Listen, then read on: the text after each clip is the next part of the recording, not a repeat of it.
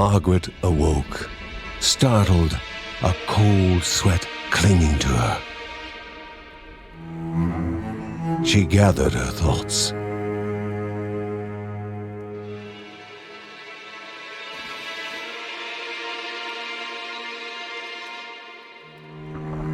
Aged wood creaked, echoing through the quiet rooms.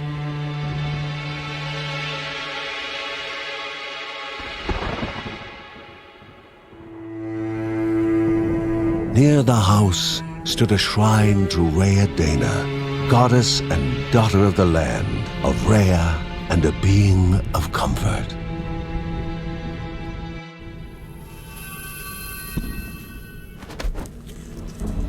Margaret sought answers. But the goddess did not speak. There was only the faint whisper of something dark, something hungry.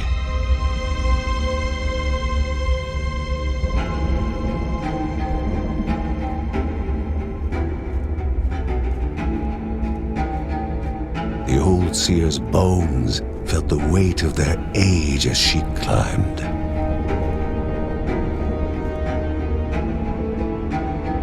The only thought on her mind, has it begun again?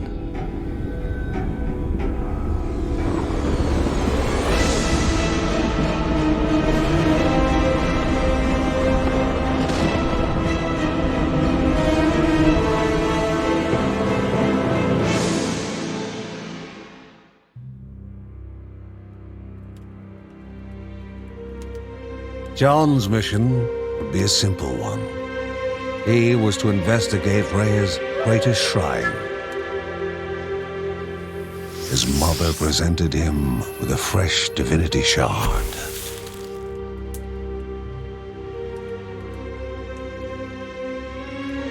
From his brother came a newly sharpened sword.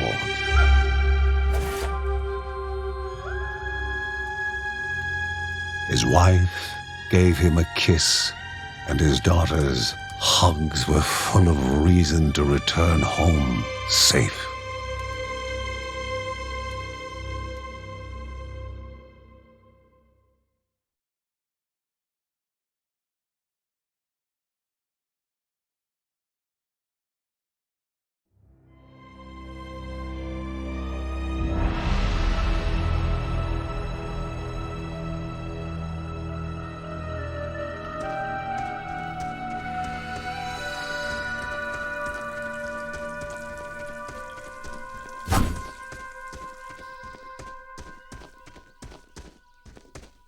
Rhea, a land long forgotten, a place of unimaginable beauty.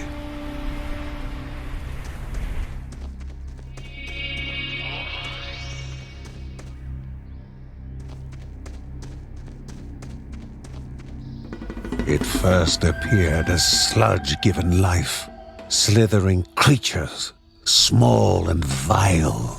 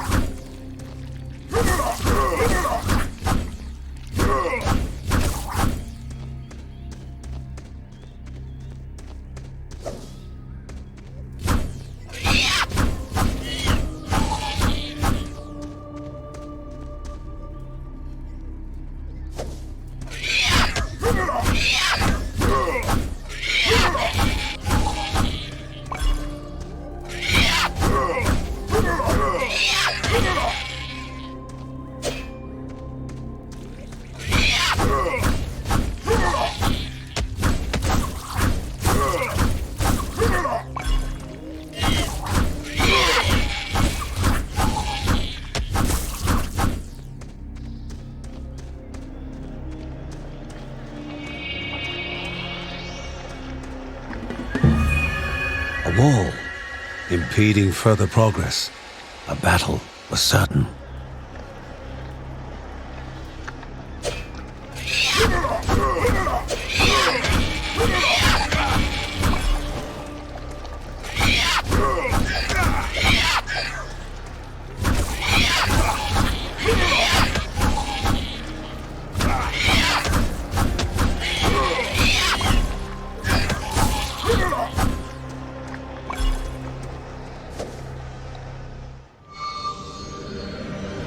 Banished by light itself, the corruption abated, leaving the shard cold in hand, dark, in need of life.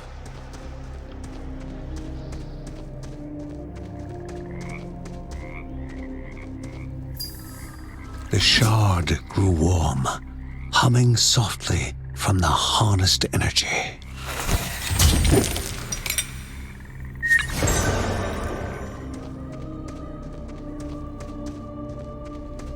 Before him was now one more dangerous than those that came before.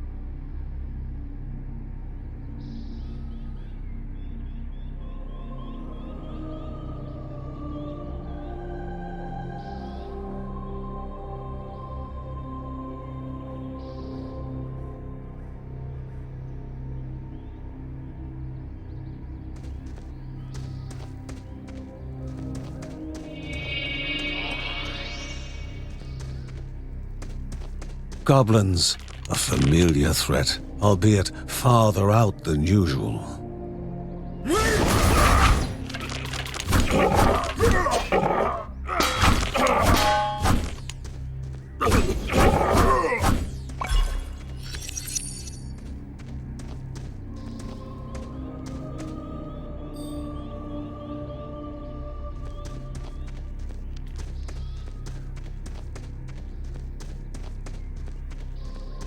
Magnificent, but dangerous, a land of love found and of love lost.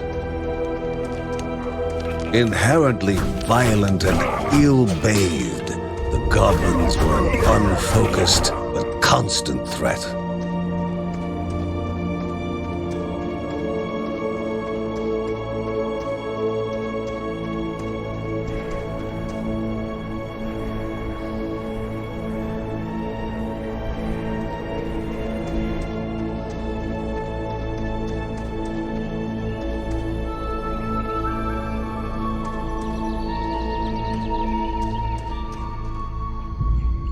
Before him was sacred ground, left untouched in days gone by. Remaining calm and collected, the shock of his heart-skipping beats was concealed in expert fashion. Before him stood Linda, his eldest daughter, with bow and quiver at the ready, determined to do her part.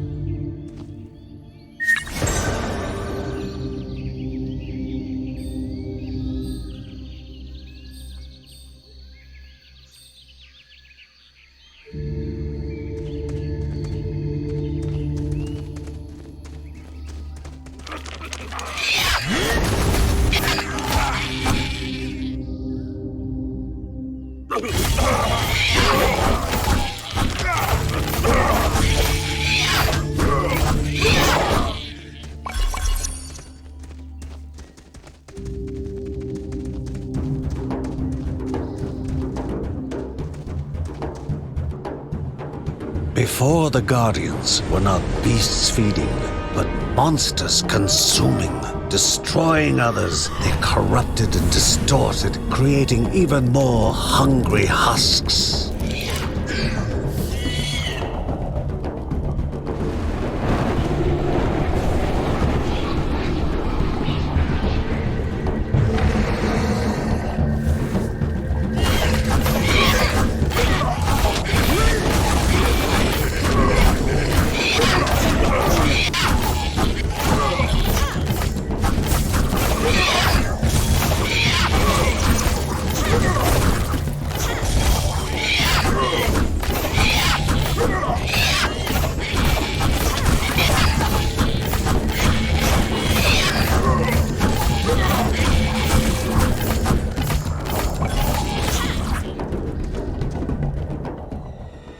Both father and daughter gathered their thoughts, their hearts heavier than before.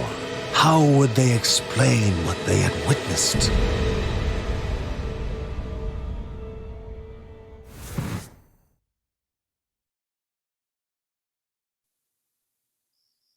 The ancient tree had been cut down. Together, father and daughter described the horror, the creatures dripping with decay that slithered into bodies stuck between life and death to bolster their ranks. Grandma Margaret confirmed what they all feared.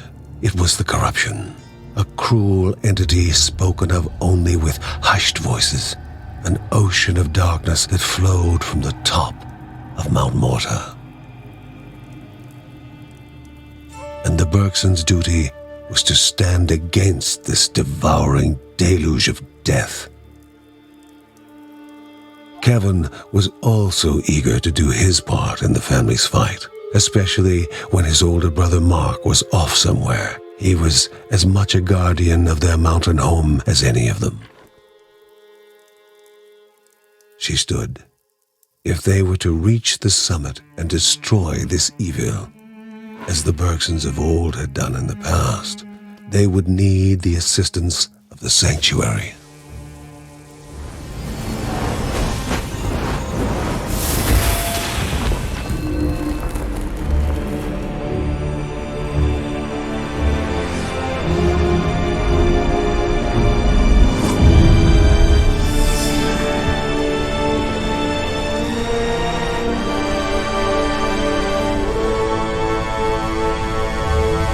Given to the Bergsons by Rhea herself, the sanctuary was a gateway to the mysterious lands around the mountain.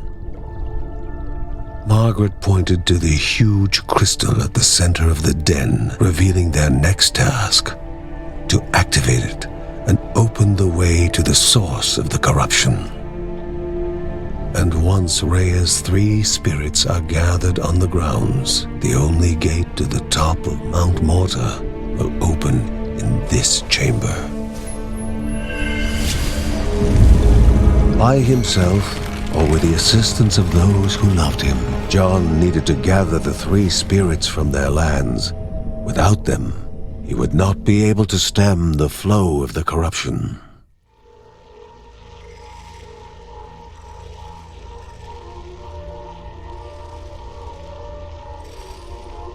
Halls of Anaidia must be here, or she needs to be found.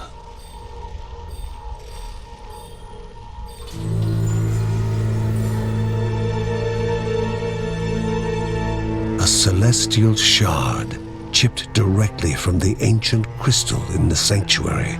It would be the Bergsons' lifeline, a tether to pull them back home before death's fateful whisper.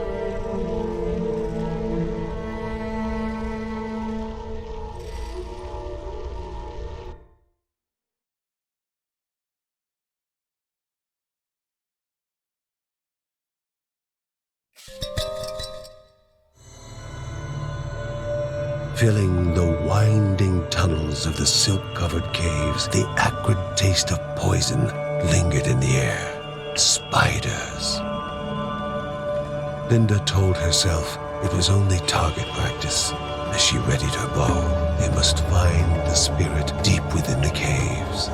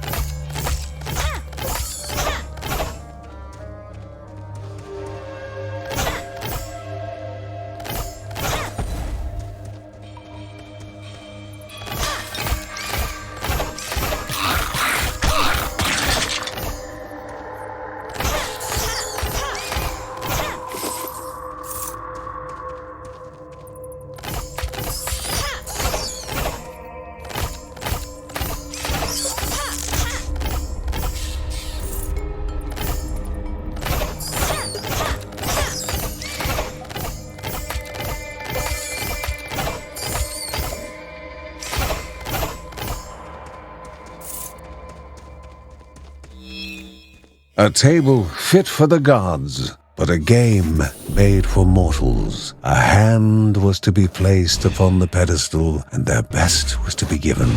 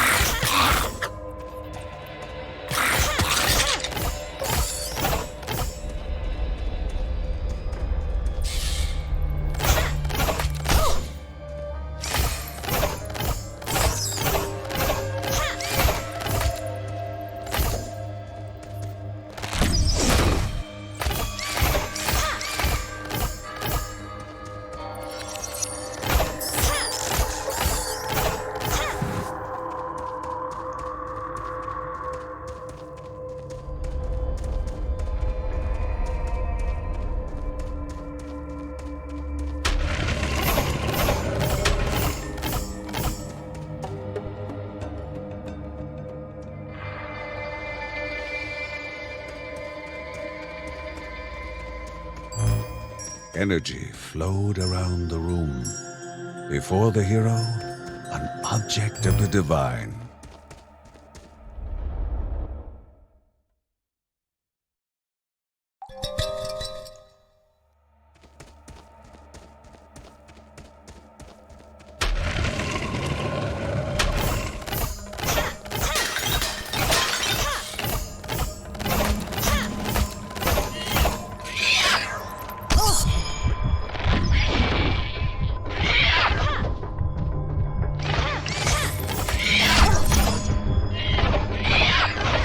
The Bergson began to slip away, wondering if this was death.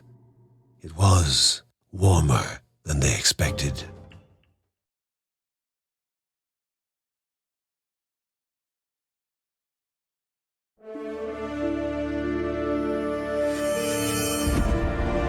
They gasped for air as the celestial shard brought them back, a sensation no hero could become accustomed to.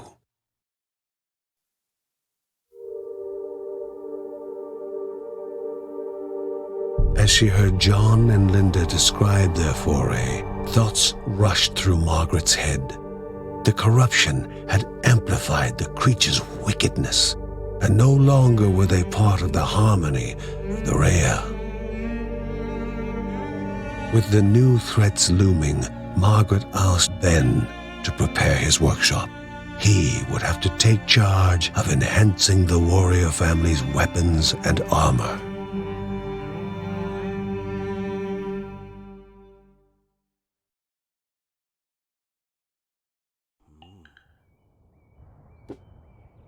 Uncle Ben reached out to the familiar warmth of the forge. If they were to reach the top of Mount Morta, their equipment would need to be of the highest quality.